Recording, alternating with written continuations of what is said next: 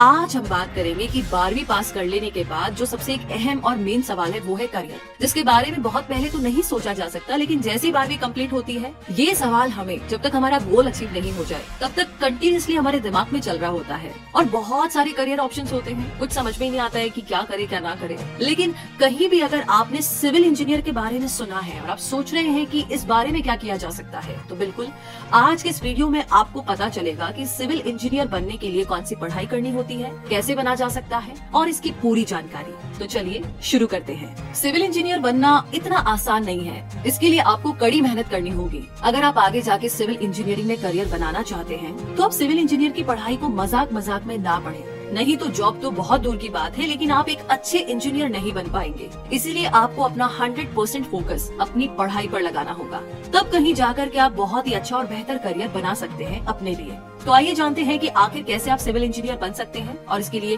क्या क्या क्वालिफिकेशंस चाहिए। तो आसान भाषा में मैं कहूँ तो सिविल इंजीनियरिंग एक तरह का प्रोफेशनल इंजीनियरिंग कोर्स होता है, जिसकी पढ़ाई पूरी करने के बाद आप एक सिविल इंजीनियर कहलाएंगे। सिविल इंजीनियर का काम होता है डिजाइन, कंस्ट्रक्शन, रोड, बिल्डिंग, घर बनाना, डैम यानी कि बांध बनाना इत्यादि।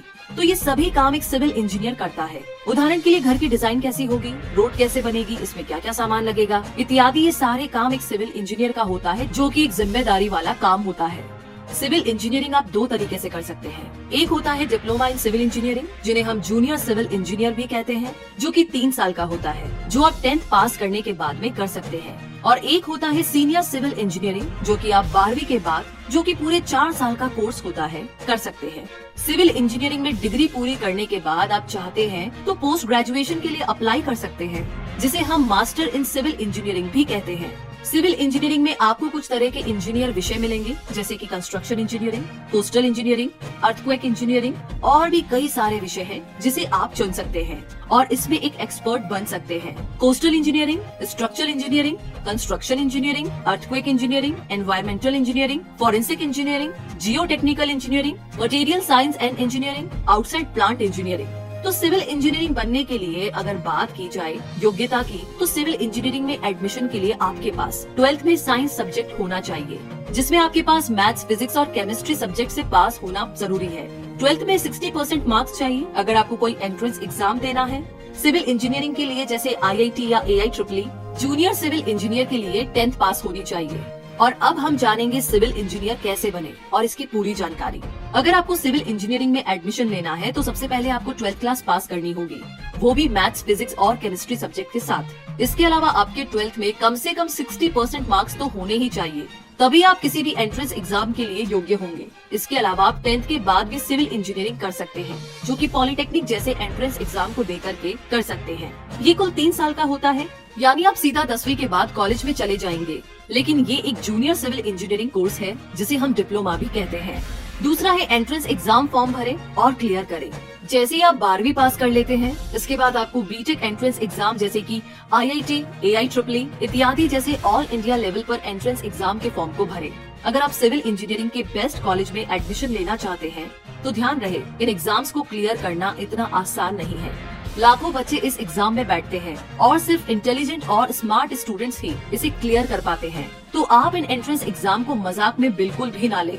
इसके अलावा कई सारे ऐसे भी कॉलेजेस होते हैं जो कि स्टेट लेवल पर एंट्रेंस एग्जाम लेते हैं, तो आप उसके लिए अप्लाई कर सकते हैं। और कुछ कॉलेज बिना एंट्रेंस एग्जाम के भी डायरेक्ट कॉलेज में एडमिशन ले लेते हैं, डोनेशन देकर के, जो कि काफी महंगा पड़ता है। इसीलिए बेस्ट कॉलेज पाने के लिए आपको एंट्रेंस एग्जाम क्लियर करना बहुत जरूरी है। एंट्रेंस एग्जाम क्लियर करने के बाद आपको काउंसलिंग करनी होती है, जिसमें आपको मार्क्स और रैंक के आधार पर कॉलेज मिलता है।